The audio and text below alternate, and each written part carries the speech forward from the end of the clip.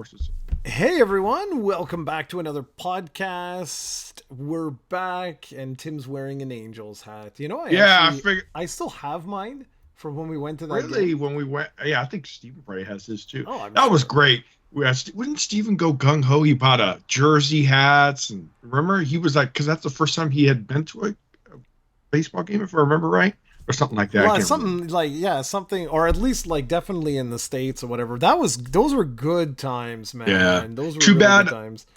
And I remember that reminds me. Too bad the hockey season wasn't. It was in June, but the Kings and Ducks weren't playing.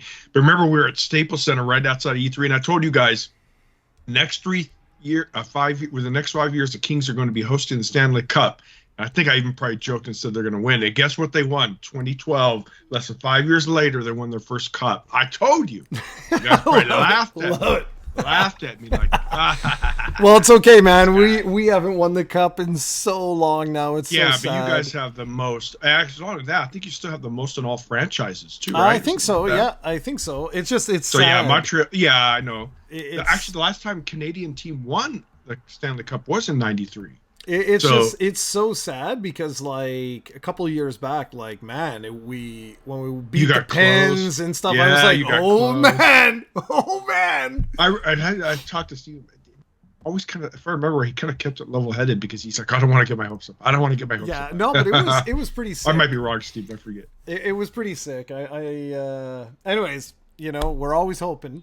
So I thought today we don't have any like major news or anything. It was a relatively Oh no. quiet week, but there was still some cool stuff like specifically gaming related that we can talk about, and then we'll see where we go with this, guys. You know us, we ramble, and Tim will find ways of making fun of Nintendo, and you know the way it Oh, goes. never. I have nothing but love for Nintendo. Actually, I do love Nintendo, but I'm hard on because it's Well, love. let It's me just ask you, what is the last Nintendo game that you played? Not doesn't have to be Pokemon, beat and whatever. Pokemon Violet. Okay, Days ago. and what else? I Keep haven't going. actually finished it, and I started playing, and also, starting to play Earth Block, is it called? That indie game that's inspired by Final Fantasy. I want to finish that, and then I also want to try that Earthbound kind of game I've had for a while. A lot of single player is rare. The Boot Hill stories with it's a hillbilly kind of western, but it's inspired by Earthbound. See, all Okay. these indie companies are doing what Nintendo's not. So, Well, Nintendo and others, right? It's like those Mhm. Metroidvania games, Oh, like man, all indies do such a good job with those. What were you and gonna I'm say? gonna start prepping for the new Mario Party by playing the Mario All Star one. So I like that game actually. I haven't played it as much as I'd like, but it's a good time. Well, speaking of Nintendo and speaking of games, I completely destroyed Echoes of Wisdom. Last week we talked a little bit about my impressions, like early impressions. I think I had like literally just played it like the day before, or something like that, and well, totally finished it. Really good, man. Seriously, really, really good. Under normal circumstances, I would tell you, wait for a sale. But we know Joker. that's never gonna happen. My honestly, even the user interface of like selecting between echoes, I got used to it. I never liked it, and I will complain about this until there is a dual screen setup that allows us to quickly go back and forth. But okay, and like minor nitpicks aside, really good. Like seriously, really, really good. I had a really, really enjoyable time, and I've been saying this forever, but like that's the whole point of video games, right? Is like I want to have fun, and as long as I have fun, you know what? Like mission accomplished. Like good enough. The only thing with it that I was kind of I don't even know if I'll say disappointed. That's too strong. Like it's too strong. Oh, Was just I did find it a tad short. There's 5 dungeons in the game, and they're very short. They're not long dungeons at interesting. all. Yeah, that was the only thing that like I was a little surprised. Okay, that's why I don't want to say disappointed, but I was a little surprised that I was like, oh, okay. Like, you know what I mean? Like, I thought maybe there'd be something that would pop up, but I started to notice as I was collecting the heart pieces that I was like, okay, I'm really collecting a lot of heart pieces here. Like almost everything, like the way it is with Zelda. Every time there's like a little bit of a like a side game or whatever, you collect a heart piece and another heart piece, another heart piece. And when I hit like 14 heart pieces and I had only done 2 dungeons, I was like, Oh, that's huh. so. It sounds like impressions where you're talking about. Sounds like it's a more casual kind of, Well, not or not quote really. Like, kiddie nah, experience. It's not not not meant to be. not really, not really. It's like I would love to hear what Steven has to say about it because I wasn't sure if he would like it. Listen, honestly, man, if you enjoy Zelda games, I would say it is a lighter experience. I Version. wouldn't Okay. say kiddie. I wouldn't use any terms like that. I just think it's a I don't even want to say casual because it's not. It's just it's a little bit lighter of an experience. But I had a really good time. Like seriously, I had a really really good time. Ahmed was asking me, like, oh, where does it place in your Oh yeah, top I was going to Zelda ask games? you. Is it That's a? so hard, dude. That's so Is hard to it? do. Well, yeah, because for me it's like you've got A Link to the Past, you've got Ocarina of Time, and then everything else after that is quite far lower. Yes, people are like Breath of the Wild. I loved Breath of the Wild. I sunk in like over 200 hours into that game, but to compare it to those, not quite. Like for me, Well, I think they're way different. Yeah. and I think it was also the time period, and that's what Ahmed and I were talking about. It was like the PlayStation 1 N64 era was the last era before the rise of the internet. So it was like you were still surprised by games. Yeah, we had Nintendo Power and we had a few other magazines, but Yeah. you had to use your imagination for these, like what the game would look like, what it would sound like, all that kind of stuff. And Yeah, you're right, and dude. and I Because you think didn't it have. I think that plays into it, like I do think that plays into it. And we were talking this morning actually about how like that generation was the last true gaming generation before everything started getting spoiled, right? Like cuz even by the time Dreamcast came out, 99, then into 2000 when the PlayStation 2 came out and GameCube and Xbox and all of those guys, it was already too late. Like the rumors were already all over the place. You had Yeah, message boards. that reminds me. Remember the old E3s back years ago? During the show, they would announce some big, huge secret, and it was usually never leaked. Late lap before, well, E3's gone now, but towards the end of its lifespan, or even before that, big leaks would be out, and it's like, oh, okay, well, the show hasn't started. We already know this. Well, what's the Yeah. point to the show? So yeah, that I kind of think E3 should have done a much better job back then to keep that kind of, because remember that a lot of the companies had their own independent stuff pre-show, Yeah, right? yeah, yeah. I kind of think that ruined it. But anyways, E3's long gone. But But anyway, I think the direct structure is probably better, anyways. But still, I kind of know what you mean. It's like all that suspense. I used to yeah. remember getting the Electronic Gaming Monthly magazine. Oh wow, that's so cool. But now, Well, that's it. internet's just so much faster, dude. Well, You know? yeah, for sure. And I mean, like, obviously, we're not going to take away progress or whatever, but I really am happy that we grew up in the time we grew up as Yeah, gamers yeah. You because, youngsters of today, spoiled. well, you'll Just just mess with. they'll never No, they won't. understand that No. sort of because like if you didn't get those magazines, you simply did not know. And then it would Yeah, be like, oh, exactly. my friend Tim in high school or whatever is like, oh, dude, I just read that like Castlevania 3's coming out, man. Yeah, yeah, You know? yeah. Oh, those are the good ideas. Or I think this is going to blow your mind. Right now. There's a generation will never know going on Friday night to a Blockbuster to rent a movie with your friends. Yeah, exactly. Like even Yeah. matinees, like Oh most, yeah, yeah. most Those are long cinemas gone. are like Yeah. don't do that anymore. So anyway, I don't want us to be two grumpy old men here, but so for me, like to answer this question is like it's a good game. Is it a good Zelda game? I think it's definitely in the vein of more your your Majora's Mask, like unique. It's a unique Zelda experience, so that kind of puts it kind of like in its own like kind of category type of thing. Where, anyways, if you have time, you'll just keep me posted, okay? Because like if you have some time, it's certainly worth it because it's not that long.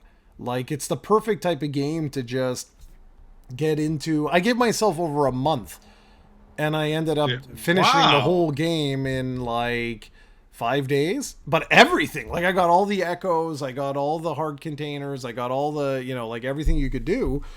And um, I wonder if Steven's gonna probably like it. he He's, is. you know, He's he's playing pressed. it. I see him He's on pressed for Switch. time too. Yeah, I do see him. So we'll And see. I hope he chimes in. I would love to hear what he has to say. He has to say about it. But I was just very surprised. So like when the credits rolled, I kind of sat back and I was like, well, what do I do now? My like we've talked about. My next game is Dragon Quest 3.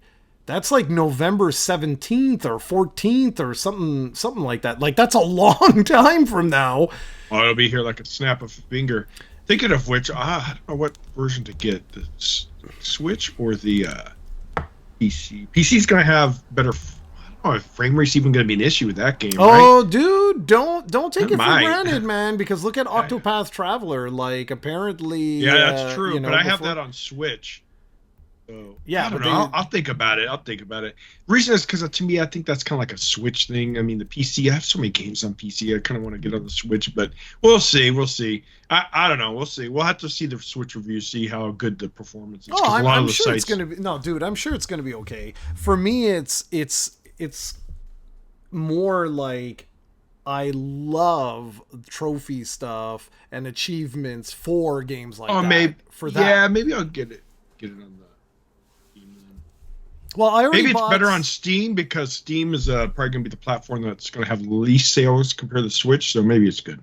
Yeah, I mean, whatever. I already got the Switch version coming in, the collector's edition one from Square Enix that Nice, I spent nice. way too much money on for what it is, but whatever. Aren't you Um, happy that you don't have to import like you used to now because you well, get it yes English and day one? no. Yes and no. Like, I mean, yes for the importing sort of stuff. I still import tons of stuff like T-shirts and stuff. Like, you can really tell as much as Square Enix says about Dragon Quest being, like worldwide and this and that. That's such a load of crap. Like it is still a very, very, very Japanese series, right? Like all the merchandise, we don't get any of this. Oh It's yeah, that's all true. exclusive to Japan. So I buy it through Japan Rabbit. I get like all that kind of stuff. Whenever there's some cool stuff, I'll pick up. But in terms of like the games, yeah, of course, man, and like in your native language and stuff. But I mean, there was something cool, right? Like about Yeah, being able to have it and experience and enjoy it before like the masses. Like anyway, it is what it is. Me too. I'm really debating if I play it on Switch or PS5, only because, like I said, I love trophy hunting for these types of games. Like that, I like Zelda. If Zelda had like some kind of achievement system, are you kidding? I would be all over that. yeah, yeah. I don't know why they don't really embrace that type of stuff. Because I mean, I don't know. For me, I'm never. I'm the type that'll play it if I get it as I'm organically as I'm playing a game. That's great, but I don't actively go out and No, I'm not a me. So, completist. I don't do any of that. So to dude, me, it's not such a big deal, but it's still something that should be there. yeah, it's not a big deal. Okay, to be fair, 100%, dude. I'm right there with you. It's not a big deal. It's not at all a big deal. But now after, years of having Yeah, platforms with these things, it's it's kind of fun to try and do things that you wouldn't do organically, right? Like something that yeah, just you're right. normally you wouldn't do. And listen, I am not a trophy hunter. I'm not an achievement hunter. I'm not one of these guys that like, oh man, 0.01%. Like, no, no, no, no. But it's for games that I really enjoy. It's like an extra little incentive to try things you wouldn't necessarily do. And I know with like Dragon Quest 3, it's going to be, hit level 99, beat the super bosses, and I would do that anyway, me. Like, so yeah. Anyways, so that's that. So here I am. I'm Zelda-less, and I'm sitting on my sofa and I'm like, I don't know what to do. So I put Well, I gave you a game to play, buddy. you did, but I wasn't in the mood. I went on Twitter, X, whatever the hell you want to call it, and I Mm. was asking folks. I was like, "Hey, like anyone got any suggestions?" I got quite a bit of time. I got weeks and weeks before, well, hell, over a month before Dragon Quest hits, and I always forget his name, but someone that we've interacted with quite a bit. He said, "Oh, you should try like Atlas's new big huge RPG. It's like 80 hours, 100 hours." Oh And wow, that's which like one? it's got such a weird name, man. It's from the creator of Persona. It's like their first original IP in like 500 Is that years. Sword Art Online or something? That's like It's a new RPG. really really weird. It's two it's two whatever words, but I don't know what, like you'd have to look it up. It comes out October 10th, I think it is. Interesting. Yeah. Um Put it in the link in the description when you remember for YouTube so we can do. Oh, but you tried some romance sagas, aren't they out or remakes just yeah, recently there, came out or something? so okay, so this was where my head was at, right? So I there's even a demo, by the way. That's why I'm saying like you could find it on Steam, I'm sure, because there's a demo out already. I haven't had a chance to download the demo because I was sitting there and I'm like, okay, but it's October, right? Like, why not? Why not? Why not play some of the more spooky Yeah, games I and know what stuff? game.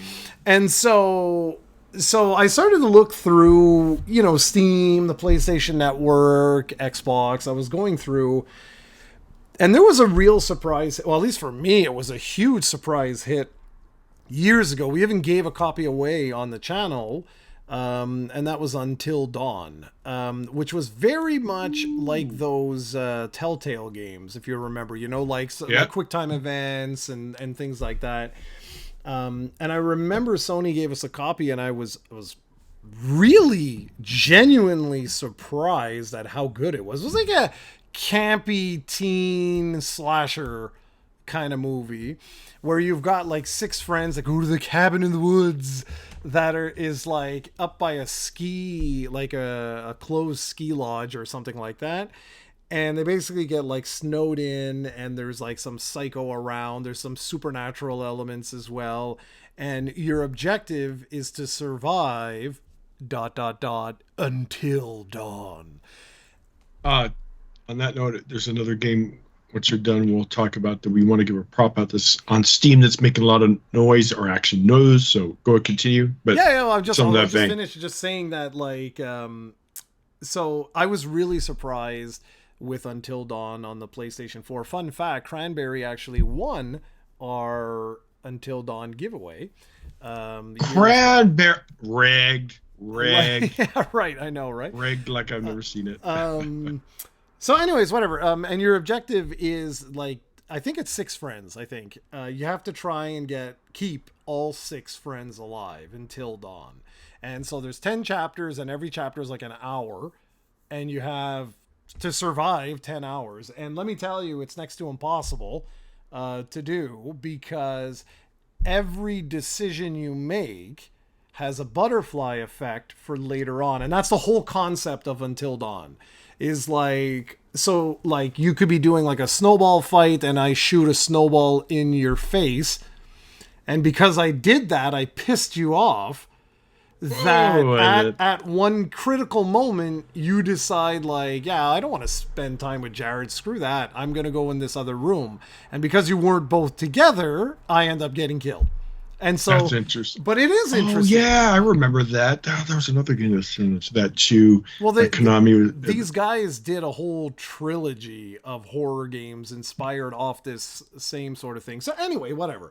The biggest complaint that we had, it's a relatively short game, which is good. That's fantastic for this type of thing. That's perfect. But one of the biggest complaints was that it was expensive. It was like a $60 game, and people just felt, it's a little bit much, like for what it is, like it's just a tad much. And this time with this remake, remaster, first question is, why does it exist? Right? Until Dawn is not even 10 years old. Like, it's even a worse scenario than like, like some of The Last of Us and Horizon. And well, it's around the same thing as Horizon. But there's no upgrade path. And I was like, Oh, what? okay. So at least with Horizon, everyone complained and blah, blah, blah. But then Sony was like, look, guys, give us $10, you get the upgrade. Okay? And they did the same thing for The Last of Us Part 2. If you have The Last of Us Part 2, you can do an upgrade to the PS5 remaster for like $10. But Until Dawn, they're charging you $60 again. And that, to me, is just ridiculous. That's absolutely ridiculous that you're charging that much money, again, for a remaster of a game that was already overpriced to begin with. Now, all of that said, it's still a fun game, though. You know, and what they did is all the collectibles have been like scattered all over the place for like there's like totems that you will find that leads to the spiritual stuff. Graphics are insane. They just actually released a 1.6 gigabyte patch, which is good because it was a little bit buggy and there were some issues. If you've never played Until Dawn before, it's absolutely worth it. If you have played it before, unless you're in a situation like me where you can afford to buy it again and you have some time to kill type of thing, then it's worth it. Like I'll finish this by next podcast, like I'm sure. Now I'm gonna pause because there's another game I actually want to talk about, but you said you wanted to give a shout out. Yeah, before we talk, since we're talking about these psychological thrillers, a new indie game that came out September 26th, just a few days ago, from an indie company, is getting overwhelmingly positive reviews, enough to where it got media to gain attention. It's called Mouth Washing, one word, by the way, Mouth Washing. The 5 crew members of the Tolpar are stranded in the empty reaches of space, shrouded in sunset. God is not watching. So when you look at it, it's on Steam. It's also on an introductory offer, which ends October 10th. It's 10% off, $11.69 USD, regional, obviously. And yeah, so it's one of those psychological kind of thrillers kind of thing. The visuals are very unique, and since they're the kind of that hot trend pixel 3D type thing that looks low budget, but it has its own visual flair. But yeah, check it out, guys, and let us know in the comments if you do buy it. I'm always on the watch for these type of games because these indie games I think are really doing. Here, let me put the link in for you. So you can put in the mouth washing. Yes, mouthwashing. They must have bad breath out in space. I don't know why they use that name, but in the preview you see them kind of drinking mouthwash. So it has to be something to do with maybe some metaphor of them getting high, not high, or something like that. I don't know. I haven't played it, but this is something that's making a lot of noise, and it's kind of the horror theme. So Halloween and all that kind of stuff. Oh, and another one that's coming out, and I am going to be playing this. It is something I've been looking forward. It comes out this month.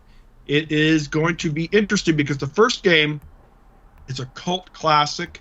The first game is No More Room in Hell, a very popular cult game type thing. It's a zombie apocalypse, where you have to survive. You shoot them. This one, No More Room in Hell 2 is an extraction shooter, co-op, luckily, because a lot of these extraction shooters, which any extraction shooter fan will know or testify, they're always player versus environment, player versus player, meaning you have to defeat NPCs and, of course, humans. This one is purely 100% co-op. No More Room in Hell is a terrifying 8-player co-op action horror experience.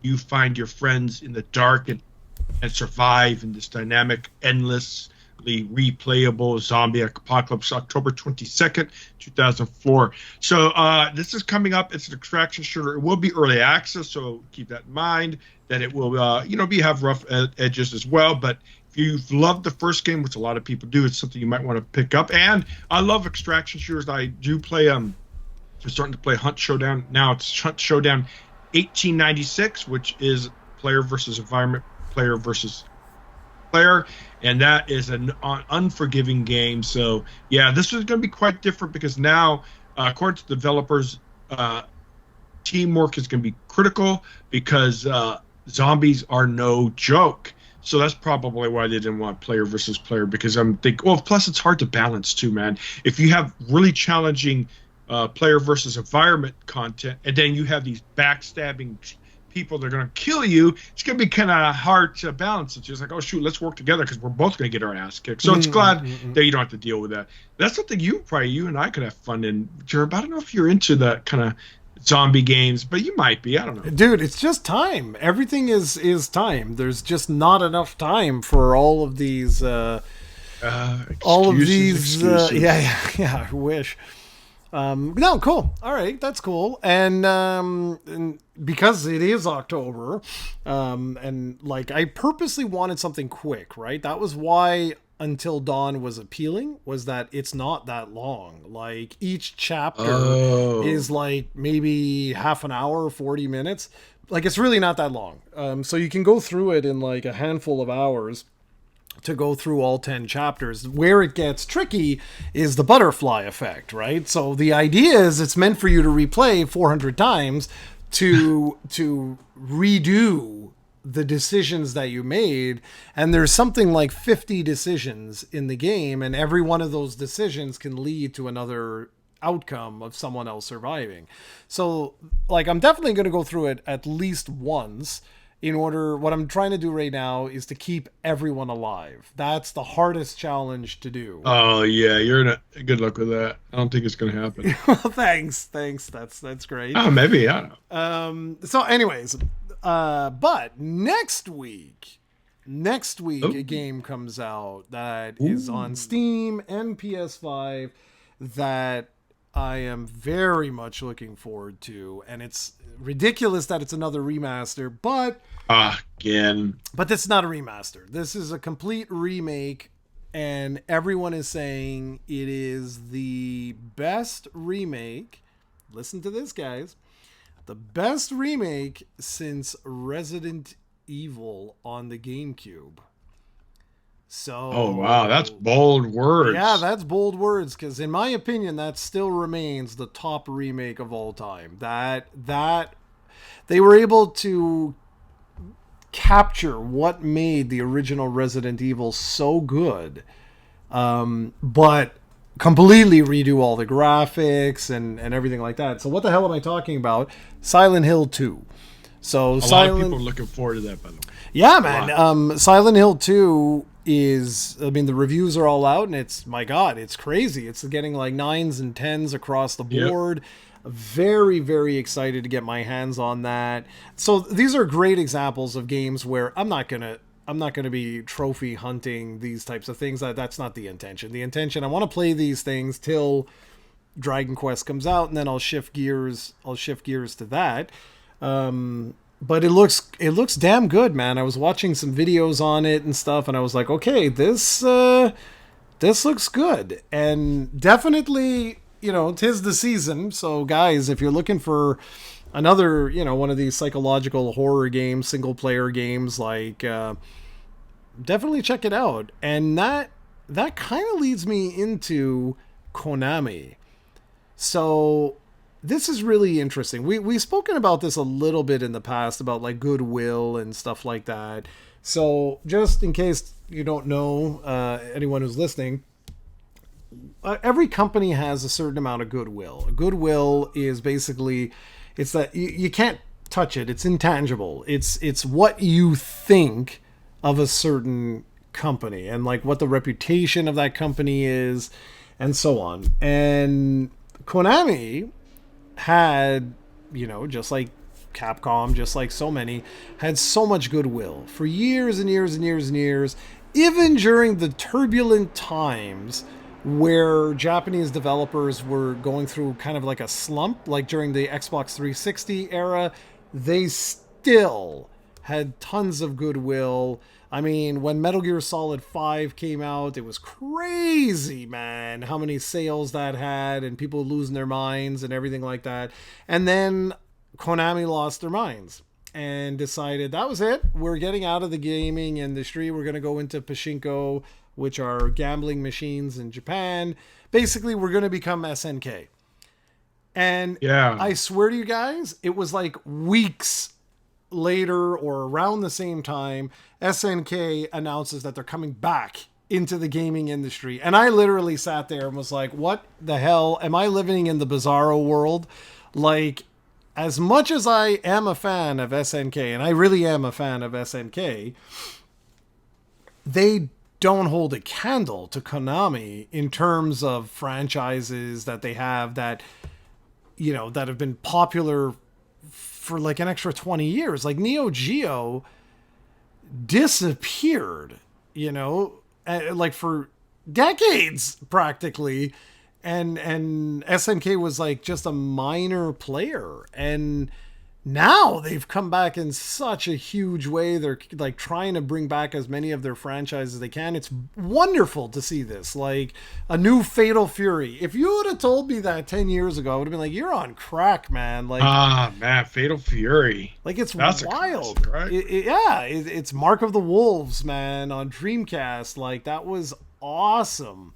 Well, it was also awesome on the Neo Geo. But anyway, so think of that. Like, we're talking about like 2000, 2001, and now you're getting a new one next year or later this year. That is and insane. Fighting games seem to be getting a little bit of resurgence. Look Well, how it always popular, it goes like this, you know. right? Like not Dragon Quest. Fighting games always go like they have their peaks and their valleys. But anyway, Konami with that whole Kojima situation and everything, they lost so much goodwill.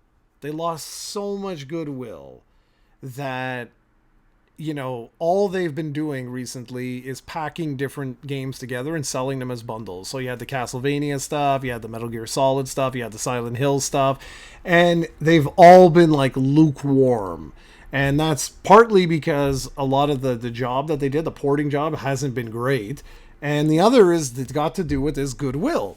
So when it was announced that this other studio, you know, I forget their name, Blooper or something like that, was going to be making Silent Hill 2, and it was going to be a remake from the ground up to try and That was good, yeah.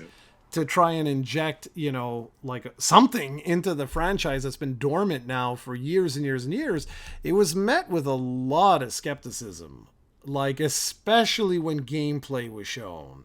That's when everyone was like F Konami all over again. And now I'm very happy to see the reviews and saying that, you know what, it's not perfect, but it's one of the best remakes ever done. Thinking of which, Konami's had a really good relationship, and so is Capcom with, I think we're thinking about Pyramid Head's Silent Hill with Dead by Daylight, because Pyramid Head is in Dead by Daylight, so is, of course, Castlevania was just released a chapter, and then Resident Evil has been a big part of Dead by. So it's interesting to see that Behavior has been able to piggyback on these classics with the Japanese companies, and, you know, a lot of the Japanese companies tend, like, imagine Nintendo's characters in Dead by Daylight. That ain't gonna ever happen. No, I don't think so. Hey, you never know. Bowser's a killer. Yeah, okay. Let's go. Yeah, right. He's not really a villain, anyways, right?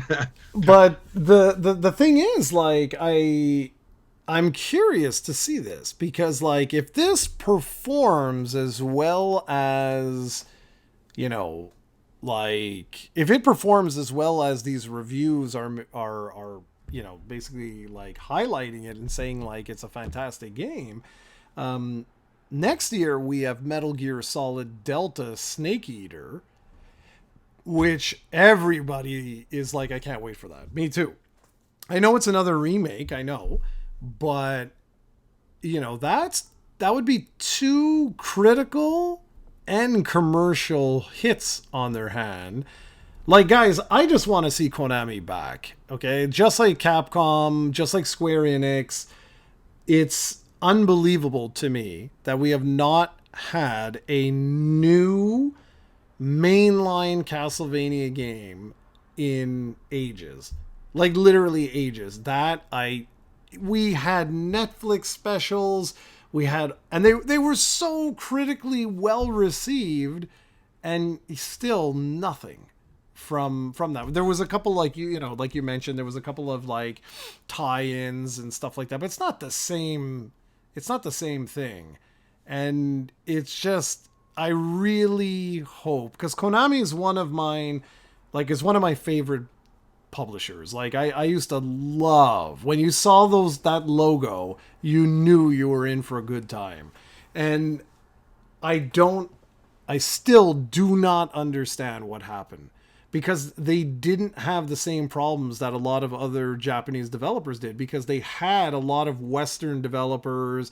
They had a lot of, like, you don't release Metal Gear Solid 5 and then bounce. It was sold millions and millions and millions of copies, and you're like, no, we're going to go make gambling machines. It's just, yeah, I'm wondering why they did it for a reason. They didn't do it just to sabotage themselves. Maybe they saw the trends happening. They saw that Japanese developers or games weren't as golden as they used to be. One of our community members, Nick, even said, remember I told a few podcasts, he said they're not meant to be big hits. Well, they are big hits, Nintendo an exception, but they're just usually steady. And the problem with a lot of developers now, they want those grand slams out of the park. Launch, but it's just happy, right? It's just the timing that's the part that I don't understand. It was weird that they did that, because it's not like the whole. You're right. Like the Japanese during the Xbox 360, PlayStation 3 era, the whole Japanese development publishing market started to collapse, and it was the rise of the Western developers and publishers and stuff like that. Like it sort of flip-flopped from what it was before. But Konami wasn't one of those. Like, that's the part that makes no sense. Like, they released, like Metal Gear Solid 4, and it sold gajillions of copies. Then it was the next generation, so PS4, where it was PS4, right? Like and it was at that. It was because, sorry guys, it's just that it's ridiculous to me that PS4 was like 10 years ago. I'm like, what? Like that, because they're getting longer and longer, the console cycles, that like it's just weird to me. But anyway, so I still don't understand it. It's like it was like Kojima left and then the whole company imploded. Literally the whole company imploded, and whatever. But I am hoping. Did they ever?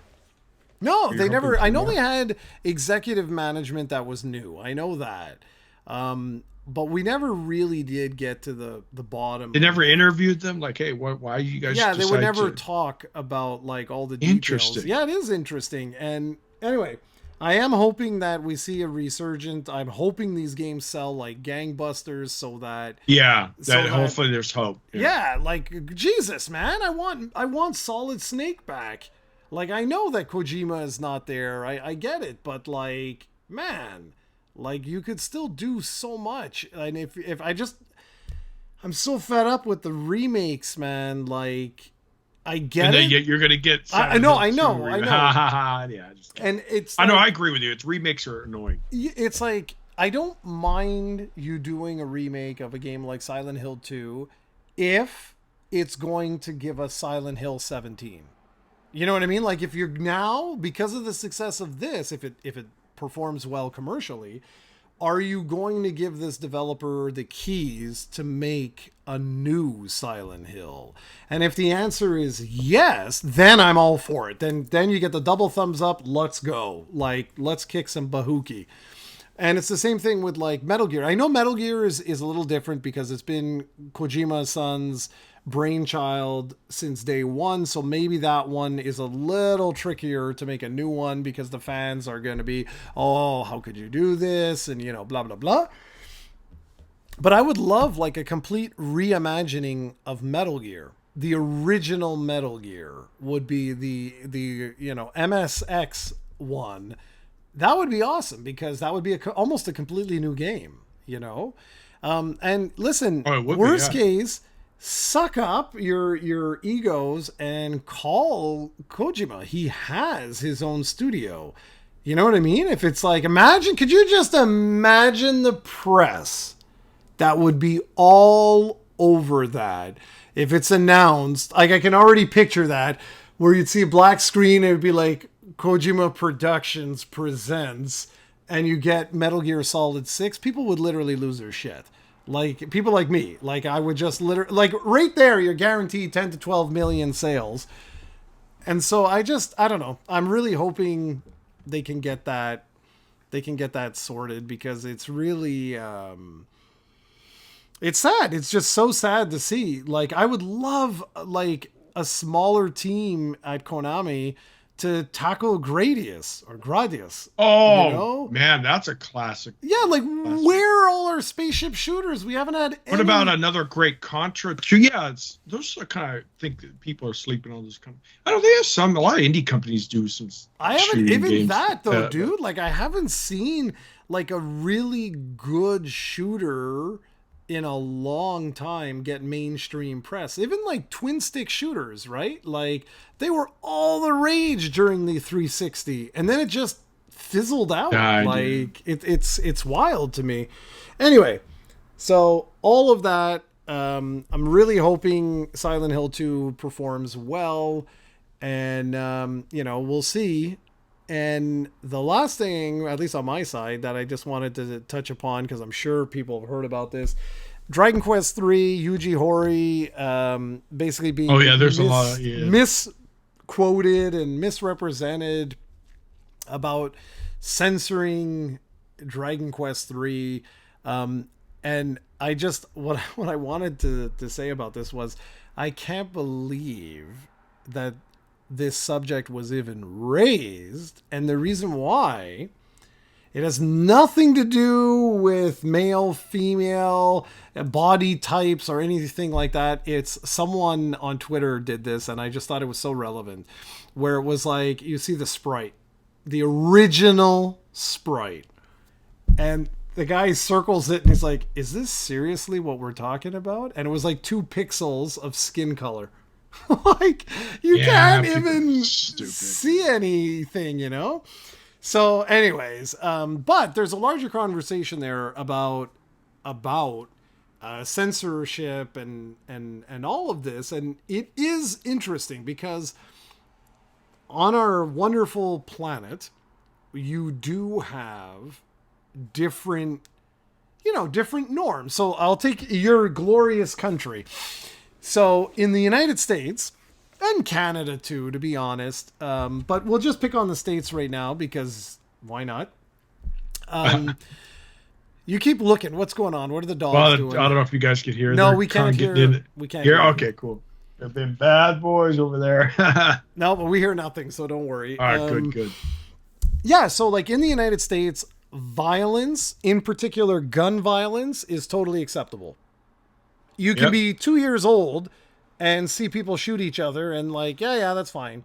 But if you show it's a pair of titties, and it's my god, game over, man. How dare they? Yeah, exactly. So stupid.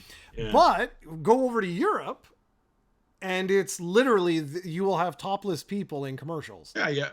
Oh, not only that, in ads, and there's that's what I'm saying. I mean, it's actually kind of starting to happen here too. But the women will wear these tops that are transparent and no bras in it, and you see their breasts, and it's a no deal. I mean, you're starting to see that a little bit here in Hollywood like walk stuffs and stuff. So it's starting to get a little bit, but yeah, you're right. In America, it's like you can't show nudity because that's so bad and so but it's unacceptable. But the thing is, you can blow someone's head open with a shotgun, and it's fine. Yeah, exactly. Right? But the point is just like cultural norms. That's what they are. They're cultural norms. So, for example, if you go into the Middle East, right, Ahmed, we had such a good discussion about that, right? We're not challenging each other's beliefs. That's not what this is about. We are respecting the cultural norms that they have, and that's it. So like, if you're going into the Middle East, you're not going to be able to have the hypersexualized content, although it is being eased up. There's going to be like a lot of religious stuff. Like you won't be able to release your product there, right? But what is so interesting to me is when cultural norms are enforced on other countries. And now that is where I disagree with that. Because Yeah. if you're going to release Dragon Quest worldwide, yes, I get it. I get it. Like, again, the cultural norms of the different countries or whatever. But for the love of Pete, leave Japan alone. Like, they have their own cultural norms, but they don't want to spend the development dollars. So the suits are like, screw you. You're making one version for planet Earth, and that's the end of it. And that's where I'm like, okay, but that's not cool too. Because like if you go Yeah. in, especially with Dragon Quest is a very Japanese series. It is. It's a very, very, very Japanese series. Now, when you release that here, if you're going to release it here completely uncensored, yeah, you're going to raise a few eyebrows. You might get a T rating instead of an E rating or something like that due to some of these things. And I just kind of like, especially in this case of what we're talking about, I'm like, just leave them alone. Let it that, like, when they have their Japanese version, yes, you get your 2 extra pixels of skin. You know what I mean? Like, Yeah, people are so anyway, I they're don't want to going get crazy for canceled no here, reason. but I hope I'm making sense in what I'm saying. That, like, I think it's perfectly fine for different countries to have their social norms, but you shouldn't force your social norms onto another country, especially like in a situation like this. It just doesn't make any sense to me. And I Yeah, and this topic could get really heated too, even in, like in comments, because I'm not gonna get too political, but there are social norms in certain countries that quote unquote barbaric, where they're a little bit, again, I don't want to get behind times, but I don't want to bring up instances, but I'm pretty sure what people know what I would be talking about. So there's people who say, well, there's innate human rights, these people are being oppressed, etc. But yeah, that's we don't want to get deep into politics. yeah, But I exactly. can But I'm understand why just where people will get very heated and say, "Well, no, you're wrong." Da, da, da, da, da. I and mean, that's this is a bad example, right, but guys? This that's is crap. But I'm talking exactly. about deeper Yeah, social and norms that that are, exactly that's where you have a platform, not the yeah, internet. You have the yeah, exactly. It platform. definitely not with Dragon Quest 3 remake. Yeah, exactly. So That I hope I'm making sense because like this is one of the things where it's like, when Dragon Warrior was released in North America, all the religious overtones were removed and stuff like that. And that was okay. I'm just like it's fine. It was catering to a certain audience, and but imagine if the execs were like, no, you can't, that's it, like you have to remove the cross, like that's it yeah, yeah. in Japan. Like I would understand that, like if it was me and I'm a Japanese person in this and I'm like, wait, what, so I have to remove all Japanese references, like I don't, what? And so that's the thing. And the more that these subjects start like, like keep popping up, the more, I hate to tell you Dragon Quest fans, but like Dragon Quest 10 is never gonna get released outside of Japan. No chance. We're up to like, I think the 12th year. I think it's 12 years old this year. And like, yeah, sorry guys, but like there's no chance. Especially now, if you're gonna start to do these types of edits and stuff, I mean, you can literally have DQ 10 characters in their bra and panties, like in their underwear. Like there's no way. Like there's no way that that's gonna What ever about come that out. offline version? Maybe they'll do that. I'm kind of surprised that they didn't do that. Like I was really surprised. And this is the thing, guys, with that particular series. Like we've said it in the past, where it's like, yes, they're going to be worldwide now, but I guarantee you, there's going to be certain things that will remain Japan exclusive. And so yeah, so that's that. That's everything I wanted to chat about today. I don't know if you have any other little tidbits Just or. one little bit of stuff fresh off the presses. A new Sims spin-off game announced. So Sims has been very popular. Hasn't much new games in the series for a while, but kind of disappointed because I'm not a mobile person. The Sims Lab Town Stories is a new town-building mobile game from the Sims franchise. The game will allow players to create and customize their own unique town of Plum Brook. Interesting name. players interested in the game can sign up, be playtesters through the Electronic Arts website. So just go there, guys. Google it. The new spin-off game of the World of the Sims is away after the main entry called. So yeah, basically it's a town builder, kind of probably very mobile-esque. But EA claims that they're going to do exciting new things for the genres, and say, that sounds like PR to me. But anyways, if you guys are Sims fans, which I know there's millions of you out there, you have a new game on your mobile device to look forward to, a town builder, which tends to be kind of popular, and we'll see how it is. And if you want to do play testing, guys, you go to the Electronic Arts site and sign up, and you might get lucky. Yeah, there you go. That's pretty much it. Yeah, okay, guys. Well, then, it's a good time. Next week, I'll let you guys know, probably finish. Like I said, I'm pretty sure I'm going to finish Until Dawn. If not, I'll be very, very close. Keep you posted on what that looks like. And then we'll see. We'll see what else is going on. And, that's that.